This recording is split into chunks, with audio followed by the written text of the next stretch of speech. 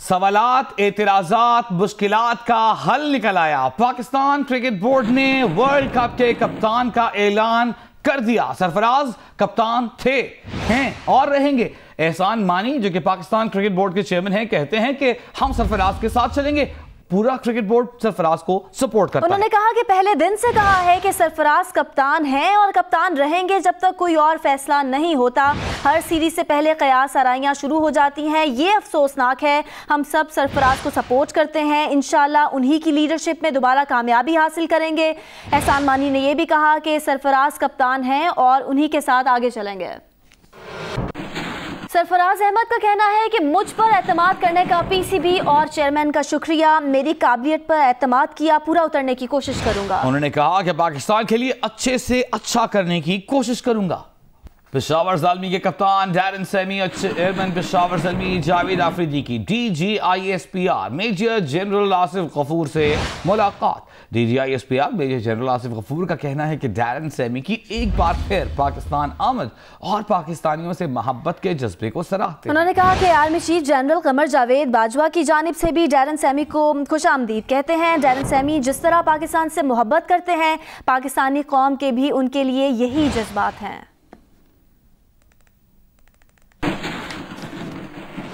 मकबूजा कश्मीर में भारत की रियासती दहशतगर्दी के खिलाफ कश्मीर डे पर एहतजाज का सिलसिला जारी है। पाकिस्तान के चप्पे चप्पे में कश्मीरियों से यकजहती का इजहार किया जा रहा है। शहर शहर रैलियां, मुजाहिरे हो रहे हैं। पाकिस्तान की सलामती और मकबूजा कश्मीर की आज़ादी के लिए दुआएं मांगी जा रही हैं। मुजफ्फराबाद समेत आज़ाद कश्मीर में भी मुजाहिरे और रैलियां हुई और कश्मीरियों का साथ ना छोड़ने का अज़्म दोहराया गया। मुजफ्फराबाद में कोहाला, बरारकोट, खलार और मंगला पुल पर बच्चों और बड़ों ने हाथों की जंजीर बनाई। कश्मीरियों के हक की खुद इरादियत की जिद्दोजहद से यकजहती के इजहार के लिए पाकिस्तान समेत दुनिया भर में यौम यकजहती कश्मीर रिवायती जोशो जज्बे से मनाया जा रहा है। कश्मीर का मसला 7 दहाइयों से अक़वाम मुत्तहिदा की तवज्जो का मुंतज़िर है। मसला कश्मीर को अक़वाम मुत्तहिदा की मंजूर शुदा करारदादों के मुताबिक हल करने के लिए कई करारदादें भी मंजूर की जा चुकी हैं, लेकिन इन पर अमल दरामद आज तक नहीं हो सका। ये सूरत हाल आलमी इदारे की साख के लिए एक बड़ा इम्तिहान है। मसला कश्मीर न सिर्फ कश्मीरियों के लिए जिंदगी मौत का मसला है, बल्कि पाकिस्तान के लिए भी ये शहरक की हैसियत रखता है। लंदन में यौम यकजहती कश्मीर पर एहतजाज करते हुए 10 डाउनिंग स्ट्रीट के सामने मुजाहिरा किया गया। मुजाहिरे में मुख्तलिफ जमातों के कारकुनान ने शिरकत की। मुजाहिरीन ने भारत के खिलाफ नारे लगाए।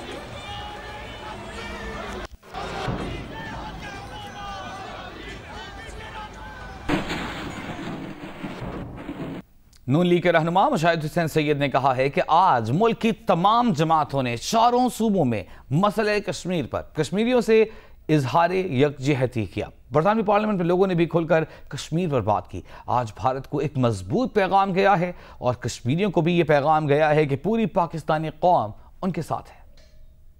बड़ा एक तारीखी दिन है, क्योंकि पूरी पाकिस्तान की पार्लियामेंट की जो 6 बड़ी जमातें हैं, चारों सूबों की और हुकूमत भी, उन्होंने एक आवाज़ से मसला कश्मीर पर यकजहती का इज़हार किया कश्मीरी अवाम के साथ।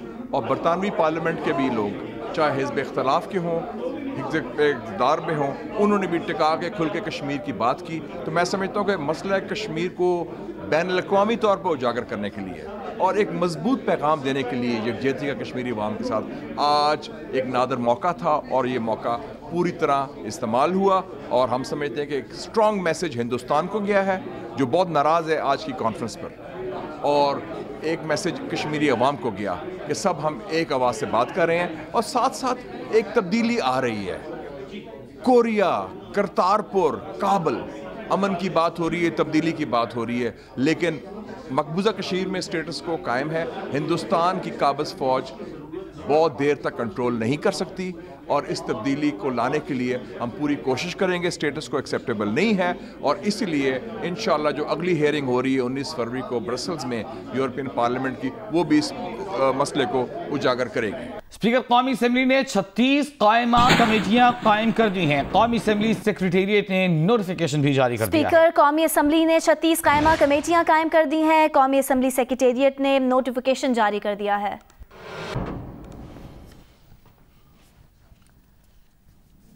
वज़ीर रेलवे शेख रशीद अहमद ने कहा है कि उन्होंने बिलावल को माफ़ कर दिया है क्योंकि कुछ लोग बीच में पड़ गए थे। फैसलाबाद में गुफ्तगू करते हुए शेख रशीद ने कहा कि उन्होंने बिलावल के लिए बिल्लो रानी और मैन्युफैक्चरिंग फॉल्ट के अल्फाज वापस नहीं लिए हैं।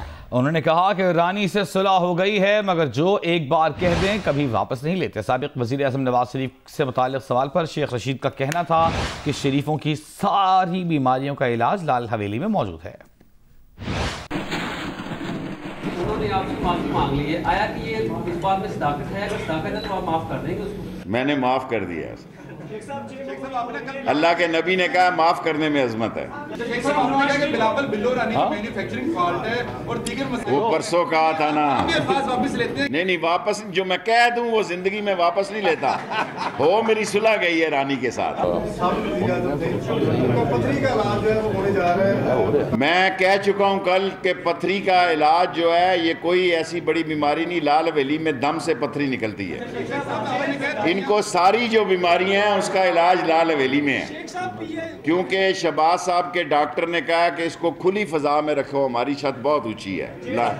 और बिलावल का इलाज भी उधर ही। आज मैं तो बहुत अहम बयान देने वाला था, लोग बीच में पड़ गए हैं। सरदारी मीडिया की मदद मांग रहे हैं कि मीडिया वाले मेरे साथ कंधा लगाएं, हम हुकूमत गिराएंगे। वो बच गिराना, कंधा ना देना उसे। ये सारे वर्ल्ड क्लास के नौसरबाज हैं। और अब आपको बताएं कि साबिक वज़ीर आज़म मियां नवाज शरीफ का मुआयना कराने के लिए मेडिकल बोर्ड ने उनके दिल की स्पेशलाइज्ड ट्रीटमेंट तजवीज़ कर दी है। मेडिकल बोर्ड के सरबराह डॉक्टर महमूद अयाज ने कहा कि मियां नवाज शरीफ को दिल की स्पेशलाइज्ड ट्रीटमेंट की ज़रूरत है। उनका यह भी कहना था कि नवाज शरीफ को लाहक तमाम अमराज का इलाज पाकिस्तान में मुमकिन है। मुल्क में ऐसे डॉक्टर्स और अस्पताल मौजूद हैं जहाँ उनका इलाज हो सकता है। आपने क्या रिकमेंडेशन की है कि क्या ये यहाँ से जा सकते हैं या स्टेबल है, किसी और हॉस्पिटल में इनका ट्रीटमेंट होना चाहिए, कोई स्पेशलाइज्ड ट्रीटमेंट चाहिए? ये जरा क्लियर। जी हमने रिकमेंड किया कि इनका स्पेशलाइज्ड ट्रीटमेंट होना चाहिए। किस चीज़ का? हार्ट का। जी ये जरा दोबारा क्या इसका इलाज पाकिस्तान में डॉक्टर साहब जितनी भी बीमारियां हैं जी जो आउट ऑफ कंट्री जाना चाहिए? जी ज़ाती तौर पे जितनी भी उनको मैं समझता हूँ कि जो बीमारियां हैं उनका काफ़ी सारा इलाज जो है ना वो पाकिस्तान में मुमकिन है, क्योंकि पाकिस्तान में मॉलेज और अस्पताल ऐसे मौजूद हैं जो कि इलाज कर सकते हैं। दूसरी जानिब मियां नवाज शरीफ के ज़ाती मुआलिज ने भी मेडिकल बोर्ड की तजवीज़ की तायद कर दी है। डॉक्टर अदनान ने कहा है कि मियां नवाज शरीफ को दिल के स्पेशलाइज्ड और तफसीली मुआयने की ही ज़रूरत है। इसीलिए सर्विसेज अस्पताल के मेडिकल बोर्ड ने भी वही तजवीज़ दी है।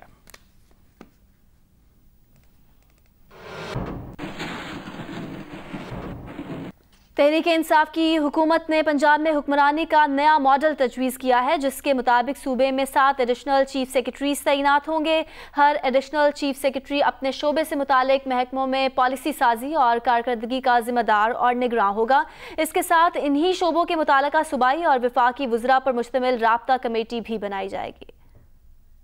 द न्यूज के एडिटर इन्वेस्टिगेशन अंसार अब्बासी की रिपोर्ट के मुताबिक पंजाब के मुजव्वजा नए हुक्मरानी मॉडल के तहत सूबे में 7 एडिशनल चीफ सेक्रेटरीज तैनात होंगे। हर एक चीफ सेक्रेटरी शोबे के तहत आने वाले महकमों का जिम्मेदार होगा। वो बेहतर राब्तों और कारकर्दगी के लिए मुताल्लिका नौयत की जिम्मेदारियां निभाएगा। इसके अलावा मुताल्लिका सूबाई और वफाकी वज़रा पर मुश्तमिल वजारती राब्ता कमेटियों की भी सिफारिश की गई है, ताकि खजाना, इत्तलात, ज़राअत और सयाहत के शोबों में विफाक और सूबों के दरमियान हम आहंगी हो। विफाकी वजीर इत्तलात फवाद चौधरी का कहना है कि हुक्मरानी के इस मॉडल को खैबर पख्तूनख्वा तक वसअत दी जाएगी। उन्होंने बताया कि खजाने पर राब्ता कमेटी विफाकी और सूबाई वज़राए खजाना पर मुश्तमिल होगी। इसी तरह की कमेटियाँ इत्तलात, ज़राअत और सयाहत वगैरह के लिए भी तश्कील दी जाएंगी, जिसका मकसद बेहतर पॉलिसी साजी और उन पर अमल दरामद को यकीनी बनाना है। फवाद चौधरी ने कहा कि हर एडिशनल चीफ सेक्रेटरी मरबूत पॉलिसी और फैसला साजी के लिए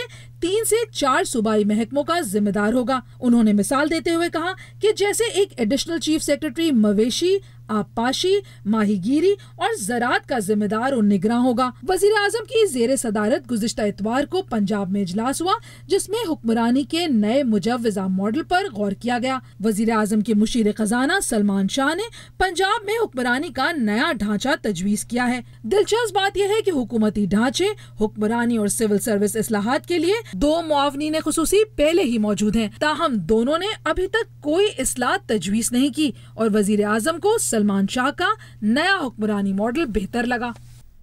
फेडरल बोर्ड ऑफ रेवेन्यू ने प्रॉपर्टी की खरीदो फरोख्त में फ्रॉड रोकने के लिए स्टेट एजेंट्स को रेगुलराइज करने का फैसला किया है, जिसके तहत स्टेट एजेंट्स और ब्रोकर्स को हुकूमत के पास रजिस्टर होने के साथ साथ लाइसेंस भी हासिल करना होगा। रोजनामा जंग के रिपोर्टर रफीक बशीर की रिपोर्ट के मुताबिक बोर्ड ऑफ रेवेन्यू ने प्रॉपर्टी की खरीदो फरोख्त में फ्रॉड की रोकथाम के लिए स्टेट एजेंट्स को रेगुलराइज करने का फैसला किया है। इस फैसले के तहत स्टेट एजेंट्स और ब्रोकर्स हुकूमत के पास रजिस्टर होने के साथ साथ लाइसेंस हासिल करना लाजमी होगा। स्टेट एजेंट्स को रजिस्टर करने का मकसद प्रॉपर्टी की दुरुस्त वैल्यूएशन कराना और अवाम के साथ फ्रॉड करने के वालों को गिरफ्त करना है। बोर्ड ऑफ रेवेन्यू का कहना है कि हुकूमत सिंध को प्रॉपर्टी रजिस्ट्रेशन अथॉरिटी बनाने की तजवीज़ दी है, जिसके तहत प्रॉपर्टी को ट्रांसफ़र करने या लीज करने के इख्तियारात वाले रजिस्ट्रार भी एक मुनज़्ज़म कंट्रोल अथॉरिटी में आ जाएंगे।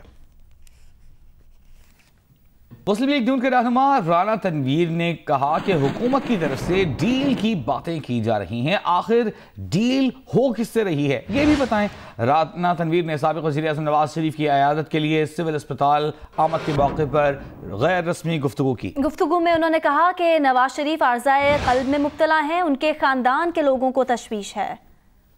मियां साहब को सेहत के मल्टीपल इश्यूज़ हैं और उनकी बहुत पुरानी हिस्ट्री है, जो हार्ट डिजीज़ है उनका पहले बाईपास भी लंदन में हुए और वहाँ पे इनका इलाज मुसलसल होता रहा दिल की बीमारी का। जिस तरह एक उनकी सेहत की वजह से तकलीफ़ है हमें, दूसरी जिस तरह वो ज़रा बयान देते हैं उनसे और ज़्यादा तकलीफ़ पहुँचती है। मियां साहब की सेहत के मतलब गवर्नमेंट का भी वो उल्टा है, इसको तंज़िया अंदाज में बातें करते हैं, ये मुनासिब नहीं है। डील की बातें करने वाले 4 महीने से इन्होंने बातें शुरू की है, हमने बार बार चैलेंज किया है, असम्बली के फ्लोर पे चैलेंज किया है।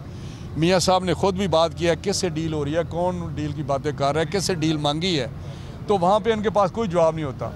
ताज़ा तरीन खबर आपको देंगे। दियामर शहर और गिरदनवाह में ज़लज़ले के झटके महसूस किए गए हैं। चिलास शहर में भी ज़लज़ले के झटके महसूस किए गए हैं। अहम खबर है, दियामर शहर और गिरदनवाह में ज़लज़ले के झटके महसूस किए गए हैं। चिलास शहर में भी ज़लज़ले के झटके महसूस किए गए हैं। अस्सलाम वालेकुम, मैं हूं मुबश्शिर हाशमी और आप देख रहे हैं जियो न्यूज़। मज़ीद वीडियोज़ और अपडेट्स के लिए अभी सब्सक्राइब के बटन को क्लिक करें। देखते रहिए सिर्फ जियो न्यूज़।